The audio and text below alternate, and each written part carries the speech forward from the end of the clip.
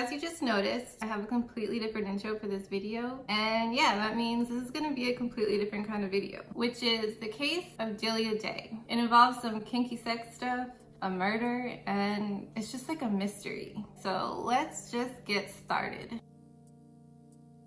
So Delia Day, whose real name is actually Susan Anton, Delia Day was just kind of a name she liked to go by. She was married to a man, Travis Anton, and the two of them lived in Mississippi. They had 2 children, a son from Travis's first marriage and a daughter that they had together. Travis worked as a self-employed software developer at a small family business called Foxtop Software.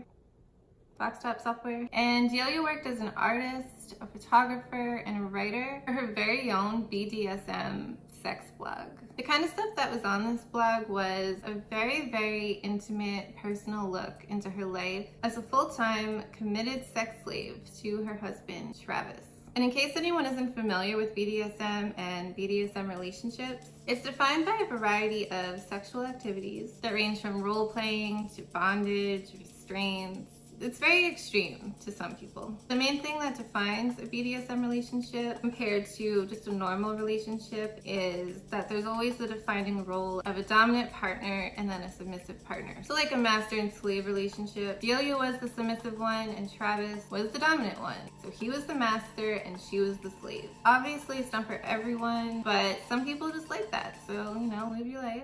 But the one element that needs to be in a BDSM relationship is consent on both sides. So both partners, the dominant partner and the submissive partner, need to 100% be okay with everything that's going on. Anything at all that is not consensual is just straight up domestic abuse. And that's really important to remember as I'm telling you this story. People that are in BDSM relationships, you know, let's say they're getting down and dirty, maybe the dominant partner, the one that is inflicting pain on the submissive partner, is going too hard, or, you know, the submissive partner wants it to stop. People usually come up with a word. Using that safe word is supposed to just stop everything. If there is no safe word and things keep carrying on, this is just abuse and this is not okay. As you can imagine, with Delia being a full-time committed sex slave to her husband Travis, their home definitely wasn't a very kid-friendly environment. So they would send the kids to boarding school. I think that just says a lot about how deep they were into this lifestyle. You know, send your children away, like their second priority to your sexy life. And to show you even more how committed they were, for their 10th anniversary together, Travis bought Delia a big neck tattoo of a slave collar as a way to show him like her loyalty to him. Remember that little bit because it comes up later in this video. So Travis would go to work every day as a normal guy and then come home to Delia, who would be more than likely just waiting for him. While she was alone at home, she'd work on the sex blog, which would consist of her writing articles about the sexual activities that her and Travis would do. She'd also put very, very graphic images of herself that Travis would take while she was in these various sexual restraints or positions, giving you an insight to what it's like to be a sex slave. And this blog was actually pretty popular. People in the BDSM community who were either in similar relationships or were kind of just, you know, curious of what one would be like would follow this blog, and they really respected Delia and her writing, which caused her to gain a pretty big online audience that would just keep up with her life. On your first visit to this blog, you have to read this one disclaimer that Delia writes, basically just saying she's an owned sex slave and this sex blog is basically just a look into her life. She stresses that even though the content is very graphic and very adult, it's not a porn site and it's also not a fantasy. Everything you're seeing is real. It's all 100% really her life. It's not for anyone else. This is just the life she wants to live. So, you know, here it is. So as you can imagine, Delia came across as very happy and content. She's not like an amateur. She's not someone that was just experimenting a little bit. Like, she was fully involved and committed in this life. Her sex blog even offered a membership that you could pay monthly and get a little closer look into their lives. I have no idea what that means. If I didn't say this already, this sex blog no longer exists, and I'll get into that why later. I'll get into that later. Delia also had a live journal, which she liked to write in every day. And it kind of had the same stuff that was on the sex blog, but it was written more in a way that felt like you were just reading someone's diary. Her live journal is still up, so I'll link it below if you want to go through it. It's actually pretty interesting. Like any live journal, there's an About Me section, and I just wanted to read you the one that's on here because this is going to be the last thing I talk about in this video, but something about this, well, let me just read it to you. I just want you to hear it as I continue to tell you the story. But it says, is my trail bigger, or is it simply left to see as the unabashed facts of a life lived, instead of swept away, conveniently forgotten, buried in shallow graves like the evidence of crimes? So as you can tell, Delia was very active online. You know, that was really all she had. But you guys know how it is. Like when you watch someone online and they show you what is seemingly everything, you start to feel like you know them. I even found one article, I guess by maybe a fan of Delia's,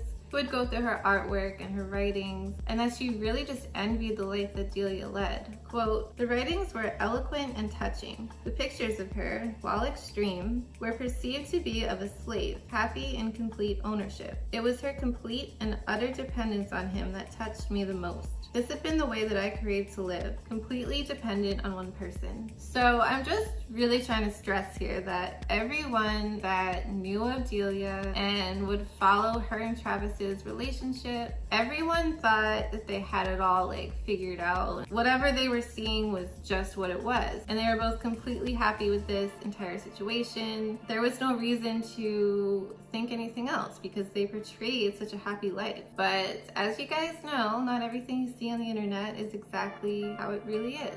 And it's very easy to trick a bunch of people into thinking your life is one way when it's really another way. And that's where the story is going to take a turn. So in one of Delia's earlier live journal entries, she writes about a time where Travis actually took her car privileges away. And if she had anywhere to go during the day, she was forced to now walk however far she needed to. She says she learns how to adapt to this, but then is soon faced with a new challenge when Travis placed a large padlock on all 4 of her labia piercings that she had, you know, like on your girl parts. So as you can imagine, this made walking extremely painful and uncomfortable. But because of their lifestyle and because of their relationship, Delia apparently enjoyed receiving pain and Travis apparently enjoyed inflicting that pain. So this was just a normal thing. Then there was another post on December 1st, 2003 at 7:02 p.m., which we later find out will be the very last post ever written on this blog. It was titled Locked Up Tight. And in this entry, Delia writes how she had a pretty normal day, just, you know, doing some laundry, some housework, waiting for Travis to get home. Then when he finally did come home, she says instead of him greeting her like he usually would, he walked right past her and straight into their bedroom, which was not normal. And when he came out, he was holding a big brass 3-inch by 2-inch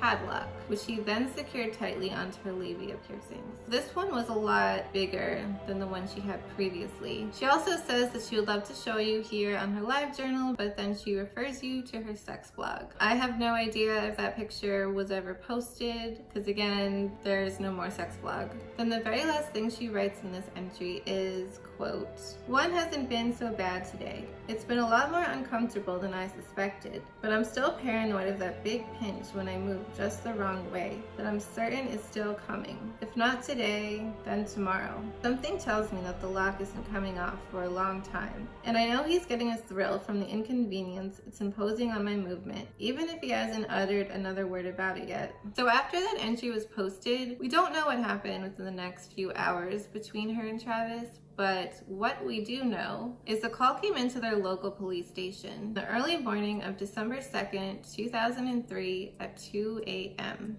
So just 6 hours after that last entry was written. And this call was made by Delia confessing to killing her husband, Travis, with a shotgun point blank in the chest. Did you see that coming? After this, Delia was obviously picked up by police and taken into custody for questioning. And when asked where she got this shotgun, she said that Travis had given this to her as a way to defend herself if anyone ever broke into their house while he was away at work. Delia was taken to court to testify. And again, like most things with this story, there's little to no information about any of this stuff online. So I can't say for sure what happened in that courtroom. All that I really have is a statement from Officer T. Curtis stating that Delia was jailed with a bond placed at $10,000, but was very shortly released and acquitted of all charges on grounds of self-defense due to her BDSM lifestyle.